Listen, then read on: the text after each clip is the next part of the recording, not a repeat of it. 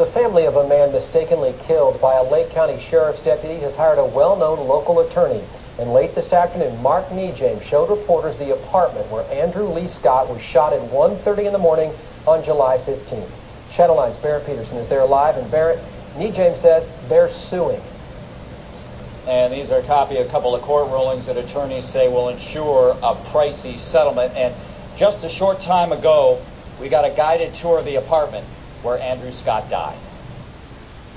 The walls in Andrew Scott's Leesburg apartment are full of holes, bullet holes. This action, this arrogant action by law enforcement, by the sheriff of Lake County, will cost the taxpayers of Lake County millions of dollars because the law was simply not followed.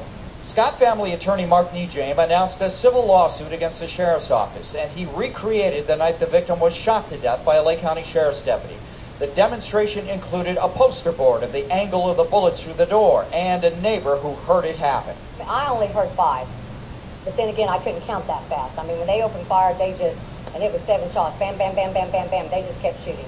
NeJame says when Scott heard somebody pounding on his door at 1:30 in the morning, he had every right to answer it with a gun in his hand.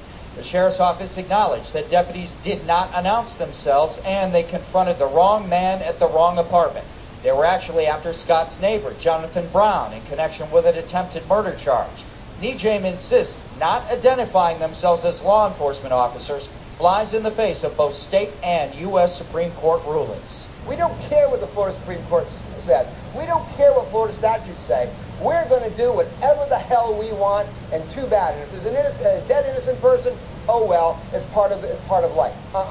You got to follow the law. The Florida Department of Law Enforcement is investigating the shooting. The sheriff's office says they are waiting for the results of that probe. Reporting live in Leesburg, Lake County, Barrett Peterson, Channel 9 Eyewitness News.